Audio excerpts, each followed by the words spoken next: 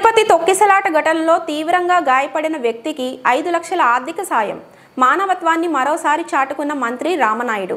ఇటీవల తిరుపతి వైకుంఠ ద్వారదర్శన టికెట్లకు క్యూ లైన్లో తొక్కిసలాటలో పాలకొల్లు మండలం శివదేవుని చిక్కాల గ్రామానికి చెందిన నెక్కంటి ధనబాబు తీవ్రంగా గాయపడగా అతని కుటుంబ సభ్యులు అక్కడి ఆసుపత్రిలో చేర్పించి వైద్యం చేయించారు. ఆ సమయంలో ప్రభుత్వానికి గాని టీటీడీ వారికి గాని మంత్రి రామనాయుడు దృష్టికి గాని ఎటువంటి సమాచారం ఇవ్వలేదు. దాదాపు 10 రోజుల తర్వాత మంత్రి రామనాయుడు కార్యాలయానికి వెళ్లిన ధనబాబు భార్య సుబ్బలక్ష్మి ఆ విషయాన్ని మంత్రి దృష్టికి తీసుకుని వెళ్ళగా వెంటనే స్పందించి అక్కడి కలెక్టర్ టీటీడీఓతో మాట్లాడి ప్రభుత్వ పరంగా మెరుగైన వైద్య సహాయంతో పాటు ఆర్థికంగానూ ఆదుకోవాలని కోరడం జరిగింది. దీనిపై స్పందించి ప్రభుత్వ పరంగా కలెక్టర్ ద్వారా 3 లక్షలు, టీటీడీ నుంచి 2 లక్షలు, మొత్తం 5 లక్షల ఆర్థిక సహాయం చెక్కులను పంపించగా బాధిత కుటుంబానికి మంత్రి రామనాయుడు అందజేయడం జరిగింది. దీంతో ఆ కుటుంబం మంత్రికి కృతజ్ఞతలు వ్యక్తం చేశారు. మేము ఆ రోజు వచ్చాము అక్కడికి. మేము సార్ సీఎం గారు కూడా వచ్చారు. మేము కూడా హాస్పిటల్స్ అన్ని తిరిగాము. దగ్గర 10-30 పేషెంట్లు మేము కూడా. అంటే మీరు వేరే హాస్పిటల్కి వెళ్ళిపోయారు. వేరే హాస్పిటల్కి వెళ్ళిపోయారు. అసలు కొంత నాకు మళ్ళీ అక్కడ ఉండగా తెలియలేదు. మళ్ళీ ఇక్కడికి వచ్చిన తర్వాత వారం రోజుల తర్వాత చెప్పారు చేసి మళ్ళీ ఆయనకి చెప్తే 5 లక్షల రూపాయలని అందరూ మనం చేస్తాం. మీరు బిల్స్ ఉన్నాయి కదా, ఆ బిల్స్ కూడా అన్ని ఎంతైతే ఖర్చు పెట్టారో అంతా మనం ఇప్పించేస్తాం.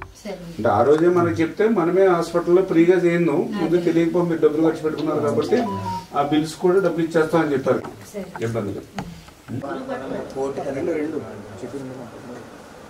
మన శివదేవుని చిక్కాల నెక్కంటి ధనబాబు గారు ఆ రోజు కుటుంబంతో వైకుంఠ ఏకాదశి రోజున వెంకటేశ్వర స్వామి దర్శనం కోసం అని చెప్పి తిరుపతి వెళ్ళినప్పుడు ఆ తొక్కిసలాట్లో మరి ఆ రోజే ఈయన తీవ్రంగా గాయపడినటువంటి పరిస్థితి. ఇన్సిడెంట్ ఏదైతే జరిగిందో మరి వెంటనే మేము కూడా ఆ రోజు ఎవరైతే చంద్రబాబు నాయుడు గారు ఎవరికైతే మినిస్టర్స్ బాధ్యత చెప్పి ఎవరైతే తొక్కిసలాట్లో గాయపడిన వాళ్ళు ఉంటారో వాళ్ళకి మెరుగైన వైద్యం అందించమని చెప్పడంతో నేను కూడా ఆయనతో పాటు ఉన్నప్పటికీ కూడా ఆ రోజు ఈయన వేరే ఎక్కడో హాస్పిటల్లో ఉండడం, ఈయన అసలు గాయపడిన సంగతి కూడా వాళ్ళు ఎవరో కూడా మనకు తెలియజేయకపోవడంతో ఈ విషయం మన దృష్టికి రాలా.